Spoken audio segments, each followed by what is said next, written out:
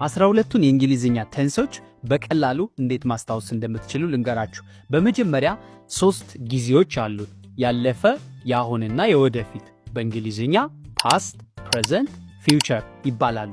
በእነዚህ 3 ታይሞች ውስጥ 4 አስፔክቶች አሉ። እነዚህ አስፔክቶች ሲምፕል፣ ኮንቲኒዩስ፣ ፐርፌክት፣ ፐርፌክት ኮንቲኒዩስ ይባላሉ። እደግመዋለሁ። ሲምፕል፣ ኮንቲኒዩስ፣ ፐርፌክት፣ ፐርፌክት ኮንቲኒዩስ። ከዛ በኋላ እነዚህ 3ቱን ታይሞች ከፊታቸው ማስቀመጥ ነው።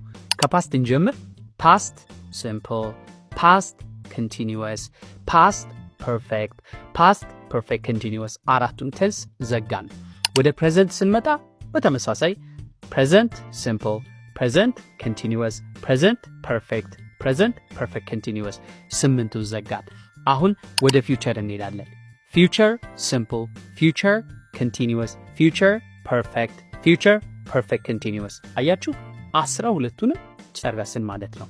የመጀመሪያው ስቴፕ ስማቸውን ማወቅ ለይቶ በደንብ። ሁለተኛው ስቴፕ ፎርሙላቸውን ማወቅ። ሶስተኛው ስቴፕ ደግሞ አጠቃቀማቸውን ሪል ሚኒንጋቸውን ምን ለማለት እንጠቀማቸዋለን የሚለውን ማወቅ የግራመር አንደርስታንዲንጋችሁ ከፍ ያደርገዋል።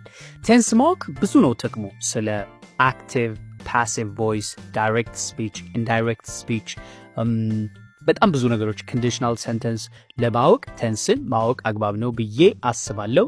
ከወደዳችሁት ሌላ የግራመር ቶፒክ እንድሰራላችሁ ብትፈልጉትን ቶፒክ ኮሜንት ላይ ጻፉልኝ። Thank you so much for watching. ኮፒ ሊንክ አድርጉ። See you next time.